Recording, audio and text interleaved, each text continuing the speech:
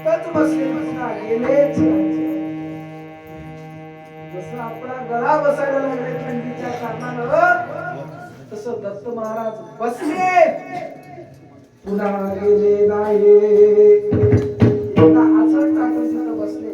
आता सुद्धा महाराज एवढं दत्त महाराज दत्तात्रय महाराज आज सुद्धा महाराज एक पुजारी रात्रीच्या टाइमला अंतरण घालते, त्याच्यावर फुलं टाकले आणि झाडून काढीत बाहेर येऊन दरवाजा लावून टाकतो आणि दत्त महाराज आणि दैवाच्या दिवशी त्याच्या आसनावर झोपतात आणि सकाळी फाटी 4 ला उठून तिथं जाऊन बघायचं. जे अंतरलेलं आहे ना ते 16 मुळा होते आणि जी फुलं हात ती दबलेली दिसतात. का दिसतात? तिथं दत्त महाराज झोपून गेले आहेत. दत्ता प्रभू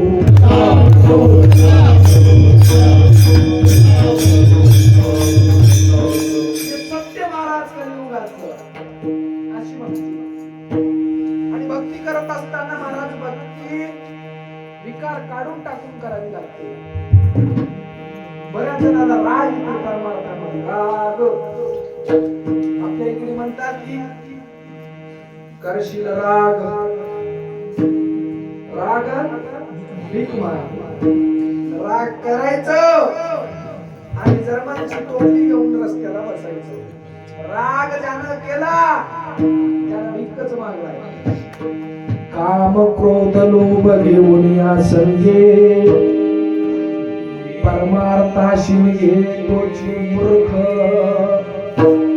परमार्थ करायला निघाले, काम सोबत आहे, क्रोध सोबत आहे, लोभ सोबत आहे, परमार्थाचा माणूस नाही ते मूर्ख माणूस म्हणून सांगितलंय. दत्ता प्रभू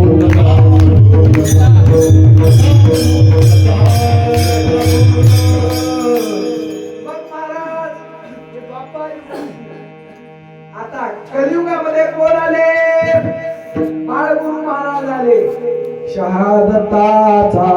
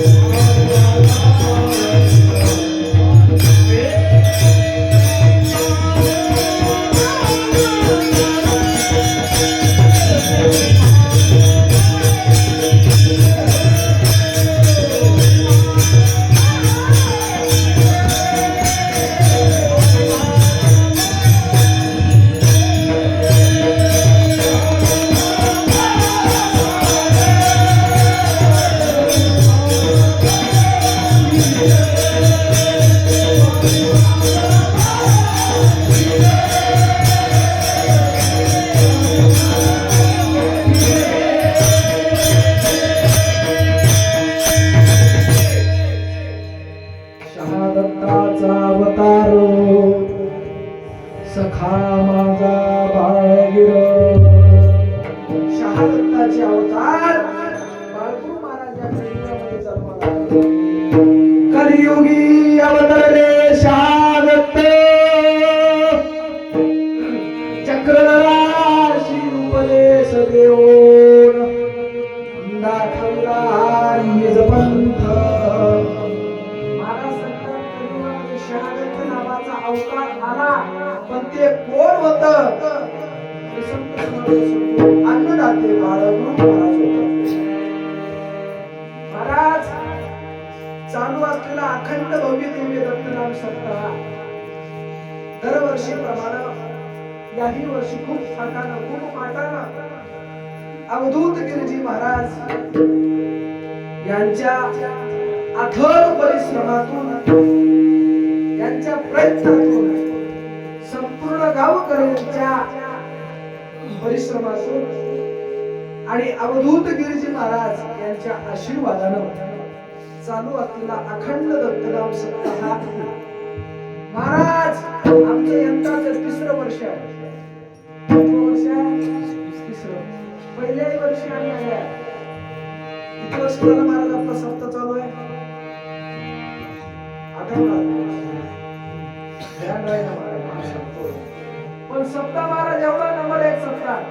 एवढे सप्ते करतात पण आपल्या पोकर बोशी सारखा सप्ताच होईना कुठंच. आणि महाराज सत्यासाठी सगळे गायक मंडळी बी तसेच. आमचे भरत महाराज असतील, आमचे लाठीचे कारभारी असतील, आमच्या महाराजांचं नाव काय, शिवाजी महाराज असतील, आमच्या महाराजांचं नाव प्रल्हाद महाराज असतील,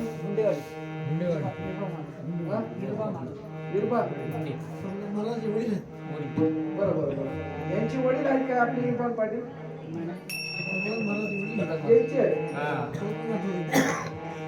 महाराज आपले नागनाथ महाराज असतील, खूप सुंदर प्रकारे मर्दानी वाजवतात. आमच्या घरी चातुर्मासाच्या समाप्ती निमित्त कीर्तन होतं आणि कीर्तनाला त्यानं वाद्यकाम केलं. महाराज आमचे ताटे महाराज असतील, अत्यंत भाव, गुरुवर भाव, गुरुवर एकनिष्ठता आणि गुरुच्या सतत सेवेमध्ये तल्लीन असणारे महाराज. गुरुची सेवा खरी आहे, बाकी कोणाचीही सेवा केला अखेरला ती माणूस लाभ घालणारच. आणि गुरुची जर सेवा केला गुरु आपला हात धरून मोक्षाला नेणारच.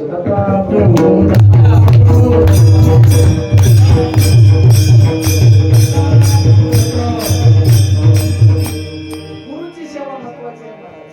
आणि परमार्थ करत असताना काम क्रोध सगळं टाळावं लागते. बरेच जण तीर्थाला जातात महाराज. एक जण तीर्थाला गेलं आणि तीर्थाला गेलं, काशीला गेलं आणि काशीला गेल्याच्या नंतर काहीतरी सोडावं लागतं. बरेच माणसं सोडतात. देवाच्या पत्नीवारी जेवायचं नाही, कपशीत चहा प्यायचा नाही, तिरवीचं जेवण करायचं नाही, दहाव्याचं जेवण करायचं नाही, कोणत्याही संप्रदायाच्या सप्त्याला जायचं नाही, असे बरेचसे काही नियम करतात काशीला जाऊन. पण महाराज एक जण काशीला गेलं आणि आलं पारावर उत्तर नसेल, त्याची शिदोरी होती, ते घेतलं खाली उतरले एसटीमधून आणि उतरल्याबरोबर आधी महाराज कोणताही माणूस देवाला जाऊन आला आधी मारुतीला येऊन नारळ फोडते आणि ते प्रसाद आणि ते आणलेला प्रसाद दोन्ही मिळून गावकऱ्यांना वाटते. त्यानं नारळ फोडला, येऊन पाराच्या झाडाखाली बसला आणि आमच्यासारखं रिकामं माणूस तिथं बसलं होतं जाऊन.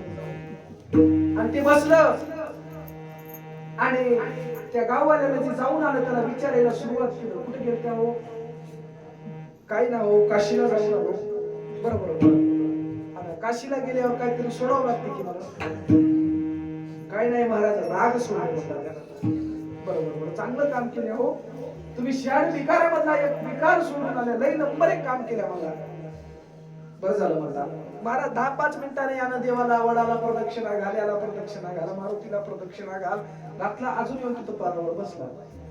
5-10 मिनिटांनी यानं अजून विचारलं, महाराज कुठे गेलते हो? काय नाही हो म्हणला, काशीला गेलतो. बरोबर. काशीला जाऊन काय सोडल्या? काय नाही महाराज, राग सोडल्या. बरं झालं हो बाबा, तुम्हाला लय राग होतो. राग सोडल्याने नंबर एक काम केले. अजून महाराज त्याला 10-5 मिनिटांना त्याला गावामध्ये प्रसाद वाटून आलं. अजून मारुतीच्या पाया पडायला लागलं आणि पडताना यानं अजून विचारलं, महाराज कुठे गेलते हो? मसनात गेलतो रे म्हणला. काय सोडलंय महाराज? राग सोडलंय.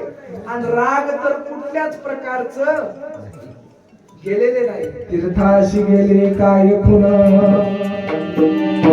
नाही, पलटले अवगुण.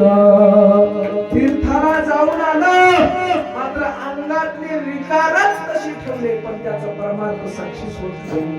विकार जेव्हा तुम्ही काढशाल तेव्हा तुमचा परमार्थ सक्सेस होईल.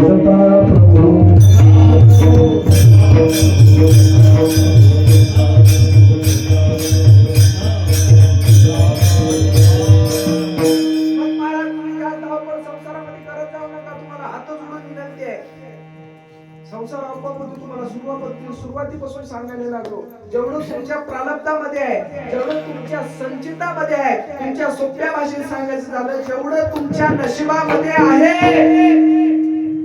कोणीही देऊ शकत नाही. म्हणून समाधान बसून राहा.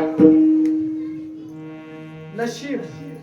बरेच जण माझा त्यानं डॉक्टर झाला हो, गायक झाला हो, त्यानं मर्दक वादक झाला हो. काही काही पोरं मला 10-10 वर्ष आळंदीला राहिले, नुसते धोतरच नेसायला शिकले, झालं बाकी काहीच शिकता आलं नाही. म्हणून महाराज प्रालब्ध पाहिजे, संचित पाहिजे. जे जे लिहिले संचिती, जे जे कल्पांते, जैशी जैशी कर्मनिशा, तैशे तैशे होणे सहसा. तुम्हाला लक्षात आलं म्हणून सांगून जातो. एकदा भजन करा.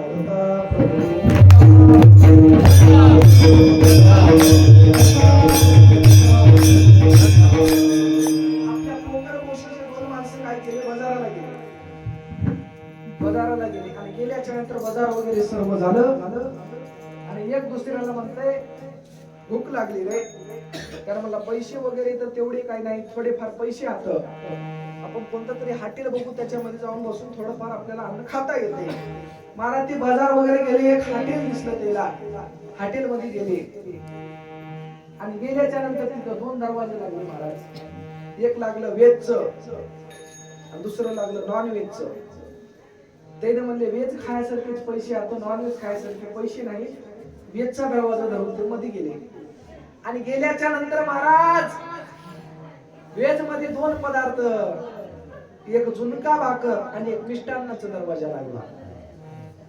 येणे म्हणजे गोड जेवण करायसारखं, गुलाबजाम बासुंदी खायसारखं आपल्याकडे पैसे नाही, पोट भरायचं आहे म्हणजे झुणका भाकरीचा रस्ता धरून मध्ये गेले आणि मध्ये गेले महाराज.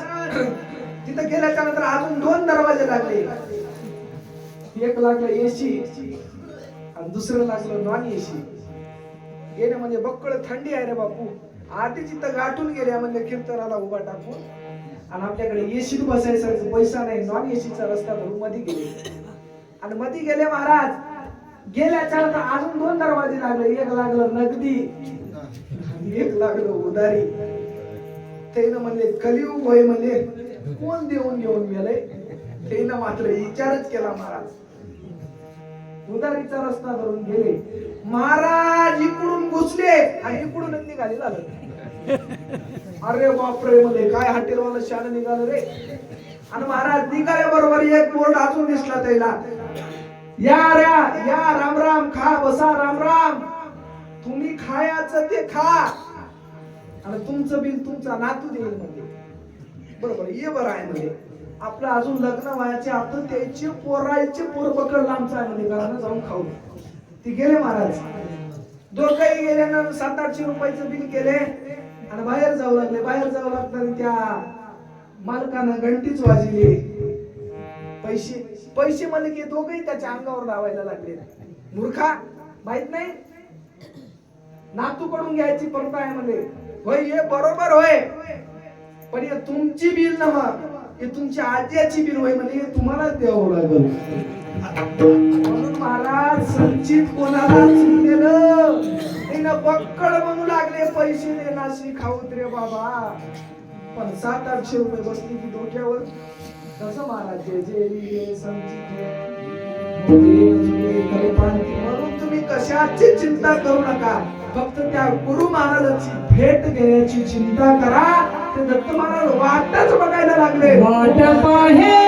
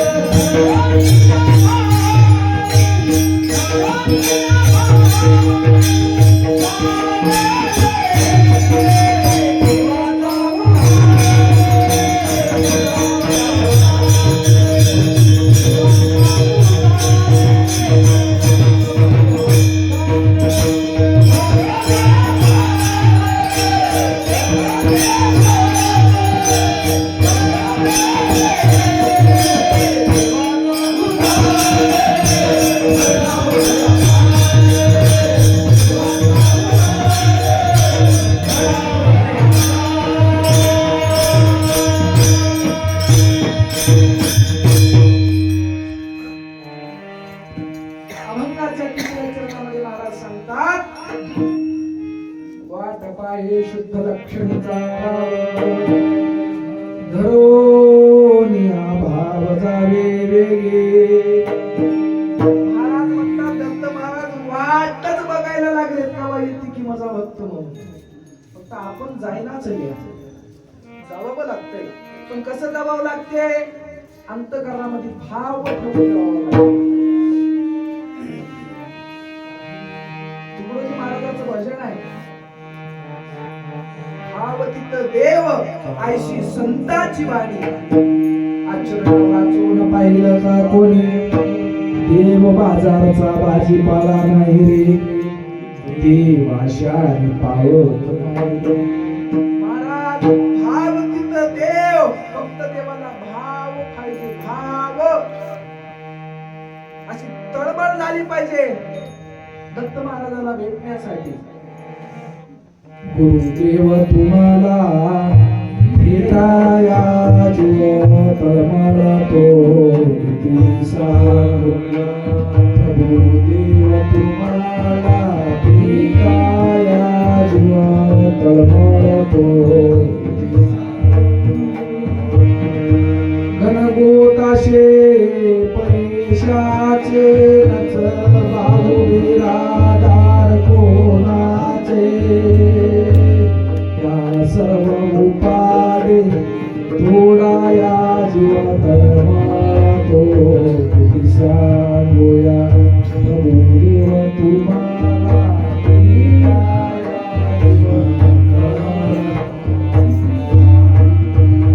गुरुदेव तुम्हाला भेटाया जीव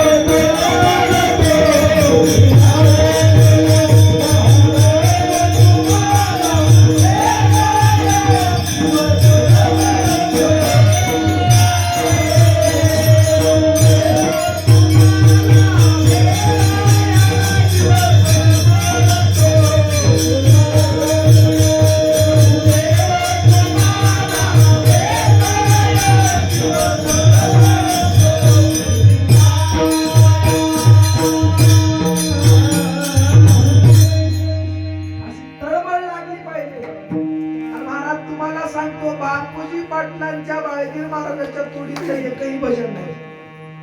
साध्या आणि सोप्या भाषेमध्ये ज्यांनी काव्य केलं असे बाळगीर महाराजांनी बापूजी पाटले. निवा झाला मजा वारा, निवा झाला मजा वारा, भेट सख्या द्यावो दिला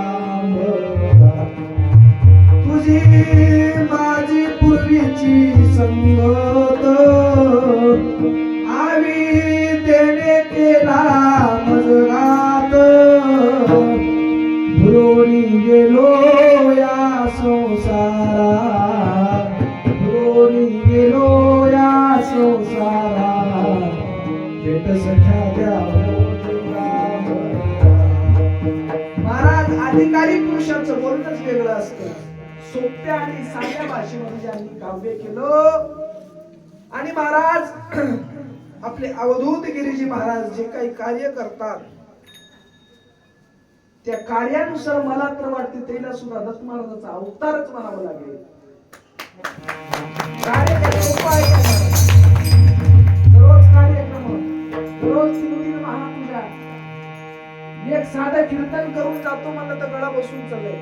दिवस रात्र भजनामध्ये तल्लीन आहे. तब्येतीची फिकर नाही. अन्नदान जिकडे तिकडे चालू आहे. गावोगावी त्याची उपस्थिती नाही तरी अजून काहीच कमी पडायला कुठंच तयार नाही. रिद्धिसिद्धी प्राप्त झालेली. आणि ज्यांना दत्त महाराजांचा साक्षात भेट झालेले असे म्हणजे अवधूत गिरीजी महाराज. दत्ता प्रभू